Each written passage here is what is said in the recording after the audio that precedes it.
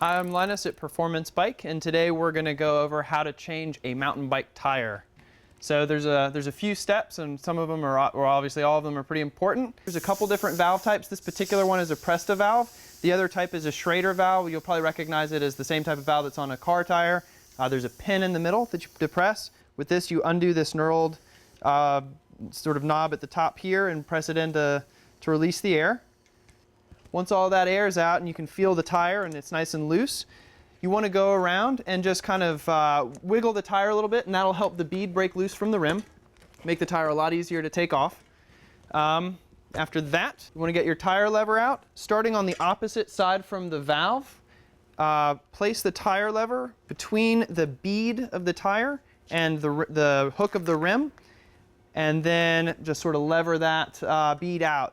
You should, depending on how tight the fit is between the tire and the rim, at this point you might be able to just push that tire lever along the circumference of the rim, and that will disengage that bead there. If you do have trouble, a lot of tire levers are set so that you can pry that bead out and then hook it into the spoke like that, take a second tire lever, and then work a different portion of the bead loose. So get that first bead off nice and quick, easy like that. Next, you'll want to remove the tube from the tire. This will just make it easier when you need to take that tire off.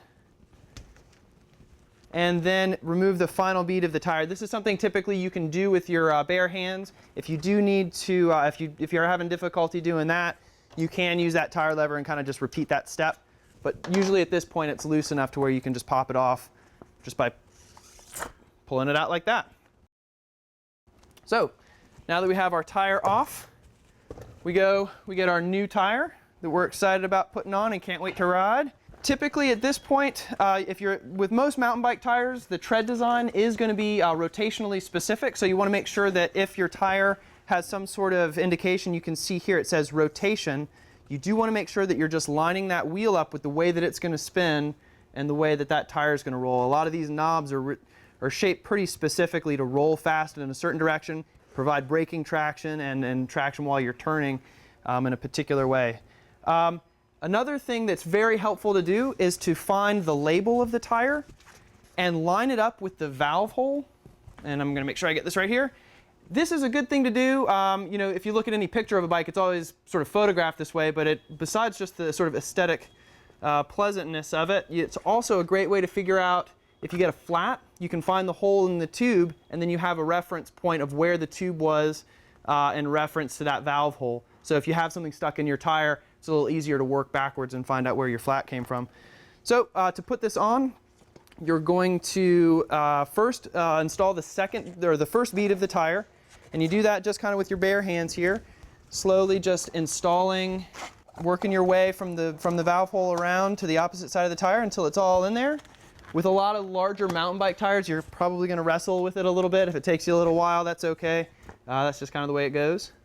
So now that we have that on, I always recommend in putting a new tube in your tire. A lot of the times, especially if the tire is old and the tube that's been in there is pretty old, those two rubber surfaces touching each other can sometimes get stuck to each other. So a fresh tube, it's inexpensive, and it's a good thing you can do to avoid flats. So you have the first bead of that tire in there. The next thing you want to do is just let a little, you want to put enough air in the tube so that the tube has some shape, makes it easy to install in the tire. You want to make sure you remove this ring here. You don't want to put that inside of the rim there, because that won't do you any good. And again, here you're not putting much air in this tube. It's just enough to give it a little bit of shape. If you don't have a compressor, which probably most of you don't, obviously a floor pump or whatever you're using to pump your tires up is fine. So now that we have our tube, not too inflated, just enough to give it a little bit of springiness and a little bit of shape, go back to our tire here, find that valve hole, put that valve through there without letting too much air out, hopefully. And next we want to start, again, starting at the valve hole and working our way around. We want to start just placing that tube into the tire nice and easy so that it doesn't get too bunched up or anything weird like that. If you do find that it feels like the tube itself is just too big of a circle to fit in there, just let a little bit of air out, and that'll help just kind of smooth that out. All right, so now that we have our tube kind of in the tire there, we want to start putting on the second bead of the tire.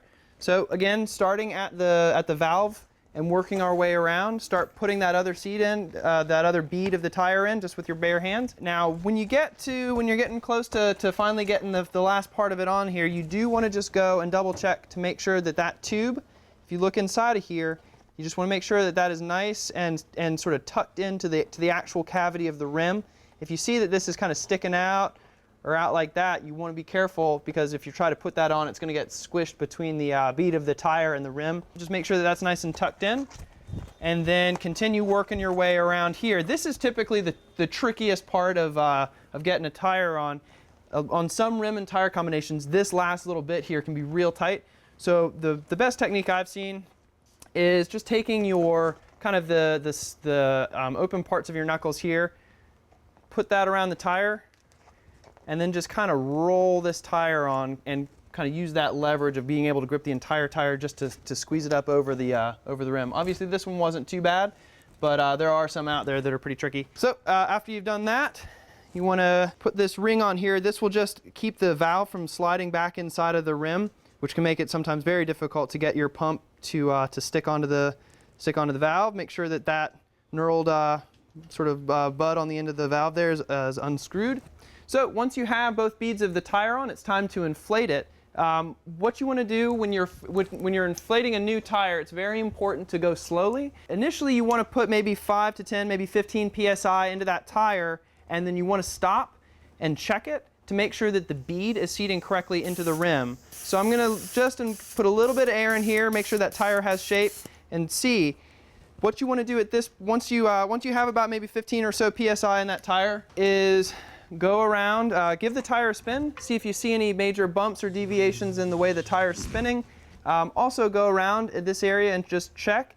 If you do notice any large portions of the tire seem to be either bulging out or stuck down inside of the rim, it's a great idea just to go ahead and let all the air back out of that tire and start over. If you do see just maybe one section, it's okay to try to move it with your bare hands. Just be very careful, and then just again go in small increments until you reach the recommended inflation pressure that the manufacturer's printed on the tire. Once you've finished putting both beads on, getting the tire inflated up to the recommended inflation, you're all set. It's time to go ride and enjoy the new tires you just installed. If you have any questions about any of this process, feel free to go to your local Performance and talk to a spin doctor, or call the Spin Doctor tech line.